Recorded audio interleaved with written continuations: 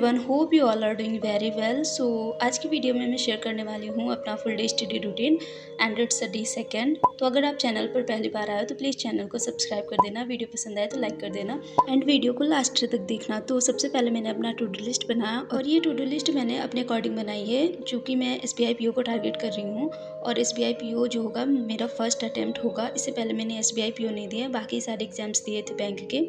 तो देखते हैं कैसा जाएगा, बाकी होप फॉर बेस्ट। तो सबसे पहले मैंने यहाँ पर स्टार्ट की थी एडिटोरियल की क्लास निमिषा बंसल मैम से। ये क्लास करने में मुझे 45 to 50 मिनट लगते हैं, हालांकि ये क्लास 1 आवर की होती है।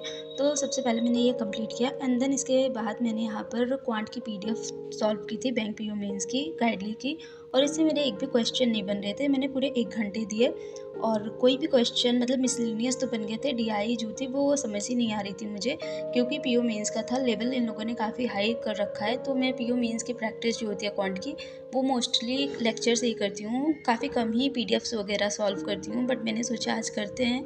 एंड फिर ये दोनों टारगेट कंप्लीट करने के बाद मैंने काफ़ी लंबा ब्रेक लिया 12 से 4 बजे तक का, क्योंकि मुझे लंच भी करना था, साथ ही साथ घर के भी कुछ काम थे वो कंप्लीट करने थे।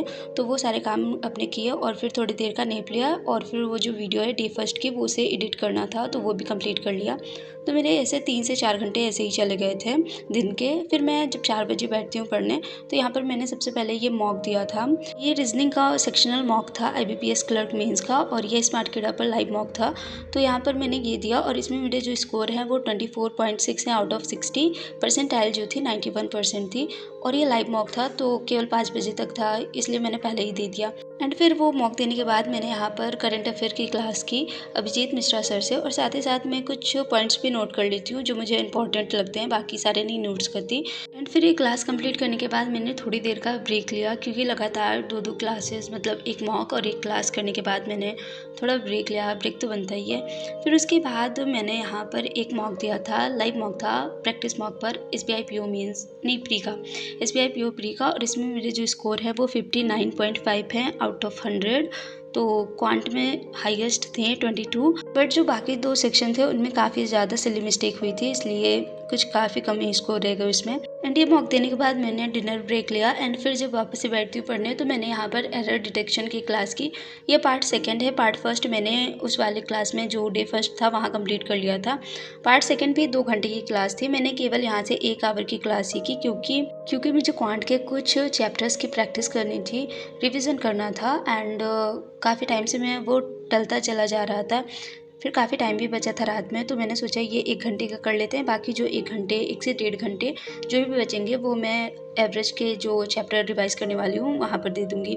फिर यहाँ पर मैंने लर्निंग नीति से ये कुछ क्वेश्चन सॉल्व किए एवरेज के।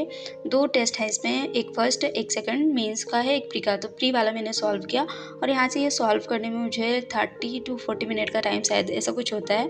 तो ये सॉल्व किया, इसमें मेरे कुछ क्वेश्चंस गलत हुए हैं, 1-2 मैंने स्किप किए थे।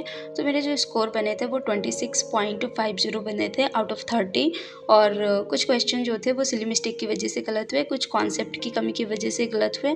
तो उनका मैं क्लासेस के थ्रू वो सही कर लूँगी, देख लूँगी, प्रैक्टिस कर लूँगी कि आगे से मेरे को उस क्वेश्चन में प्रॉब्लम ना हो। और एवरेज जो है उसमें मुझे काफ़ी ज़्यादा प्रॉब्लम होती है, इसलिए मैंने सबसे पहले एवरेज का ही रिविज़न किया। तो फिर ऐसे ही था।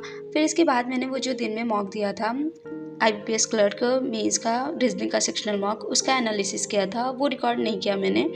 तो उसका भी एनालिसिस शाम तक आ गया था, क्योंकि लाइव मॉक था। तो 8 बजे उसमें शो हो रहा था कि 8 बजे इसका सोल्यूशन दे दिया जाएगा। तो मैंने वो उसका एनालिसिस किया और ये सहारा सब कुछ काम करते करते मुझे बज गए थे लगभग 12। तो आज के लिए बस इतना ही, बाकी मिलते हैं नेक्स्ट वीडियो में। तब तक आप भी पढ़ते रहिए, बढ़ते रहिए, और प्लीज़ चैनल को सब्सक्राइब कर देना, वीडियो पसंद आए तो लाइक कर देना। Bye everyone. और कोई डाउट क्वेरी हो तो आप कमेंट सेक्शन में बता देना, मैं आंसर कर दूँगी। Bye everyone.